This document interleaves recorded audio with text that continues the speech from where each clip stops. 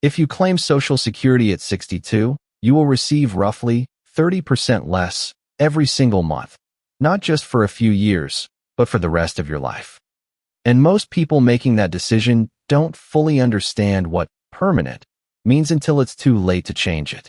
I'm going to walk you through exactly what the Social Security Administration says about early claiming, why the math surprises almost everyone when they actually work through it, and the 3 questions that should drive your decision, whether you're 58 and planning ahead, or 61 and wondering if you should just file next month.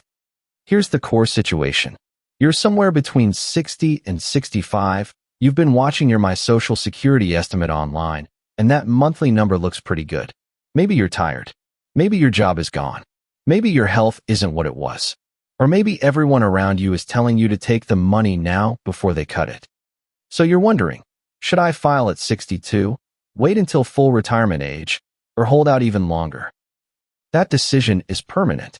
Let's understand exactly what it means. According to the Social Security Administration's Retirement Benefits publication, which you can read yourself at ssa.gov, you can start receiving retirement benefits as early as age 62. But the SSA is very direct about what that costs you.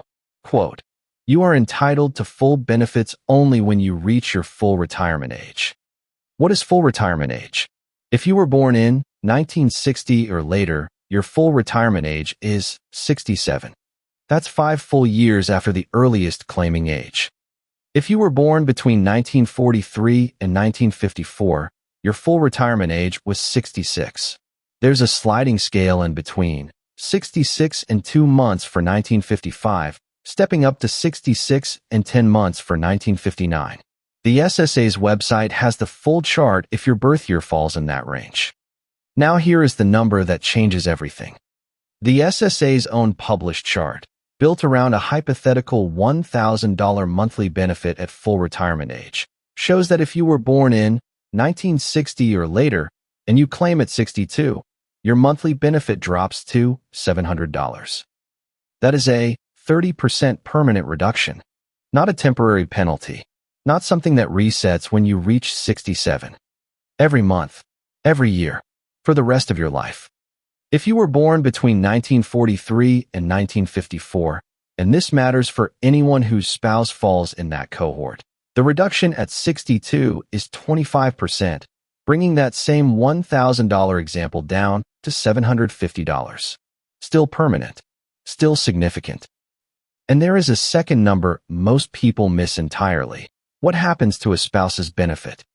The SSA explains that the maximum spousal benefit is 50% of the benefit the worker would receive at full retirement age.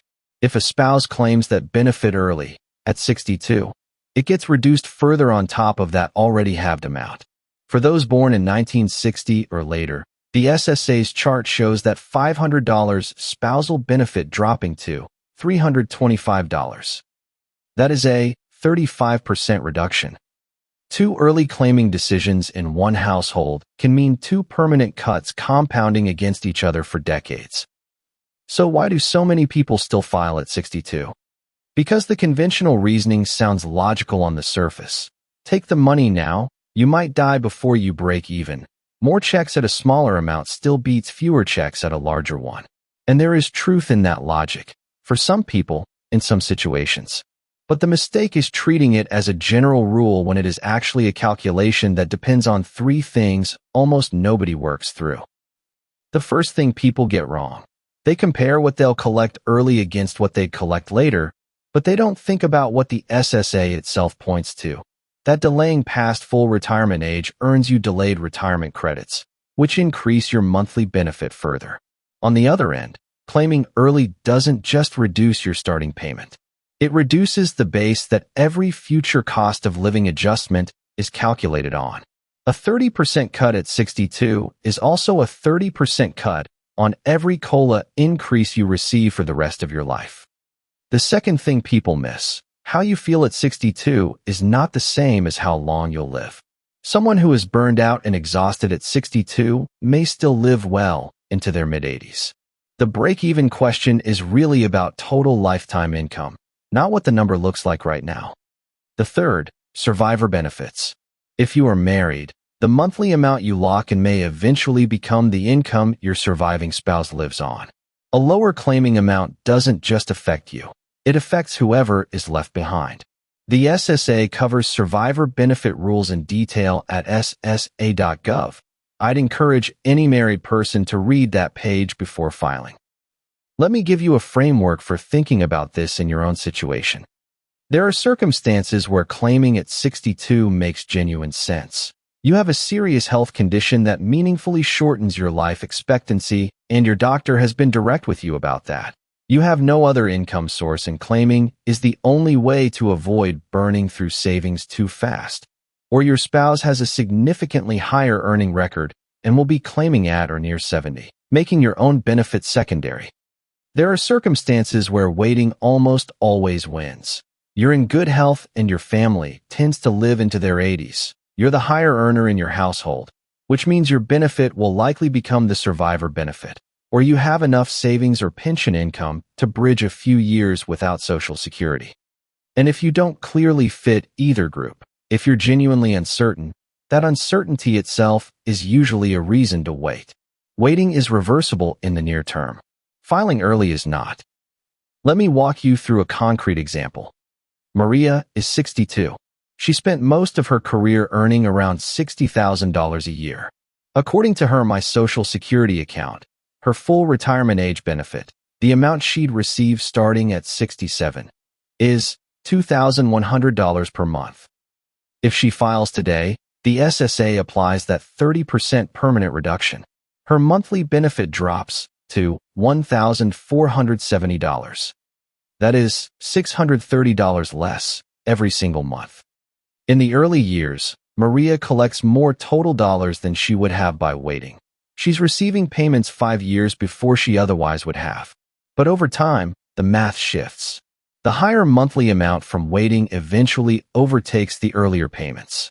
The exact crossover depends on her real numbers. The SSA's online tools can calculate that for her specific record. And here is what Maria's husband needs to understand before she files. If he outlives her, his survivor income from her record is tied to what she was receiving at the time of her death. If she locked in $1,470 at 62, that becomes the ceiling, adjusted over time for inflation. If she had waited to 67 and received $2,100, his survivor benefit would be based on that higher amount instead. 1 claiming decision. 2 lifetimes of consequences. Here is what to do before you make this call. First, go to ssa.gov and create or log into your My Social Security account. You'll see your estimated monthly benefit at 62, at your full retirement age, and at 70. Not a hypothetical, but your actual projected number based on your earnings record. That is the only figure that matters for your planning. Second, use the SSA's retirement age calculator to confirm your full retirement age. If you were born in 1960 or later, that is 67. If you were born earlier, the chart on SSA's website shows your exact age. Third, if you're married, read the SSA Survivor Benefits page before either of you files. The interaction between 2 spouses claiming decisions is one of the most consequential and most underestimated factors in Social Security planning. One more thing worth flagging. Even if you decide to delay Social Security past 65, the SSA's own guidance is clear that you should still apply for Medicare within 3 months of your 65th birthday. If you wait longer, Medicare Part B and Part D may cost you more money. Social Security timing and Medicare enrollment are separate decisions with separate deadlines. Don't let one affect the other. This is educational content, not financial or legal advice. For decisions tied to your specific situation, verify the numbers directly at ssa.gov or speak with a licensed advisor who can look at your complete picture. Here's the one thing to carry with you. Claiming Social Security at 62 locks in a permanent 30% reduction on your monthly check on every cost of living adjustment for the rest of your life. And if you're the higher earner, on the survivor income your spouse may depend on for decades. That is not a reason to never file early. It is a reason to go into that decision with your eyes open and your actual numbers in front of you. Not someone else's estimate, not a rule of thumb, your numbers. If you have already claimed Social Security at any age, I'd like to hear from you in the comments. At what age did you file? And knowing what you know now, would you make the same decision? If this helped clarify something you've been turning over, subscribe. We cover Social Security, Medicare, RMDs, and retirement taxes in the same plain English format every week.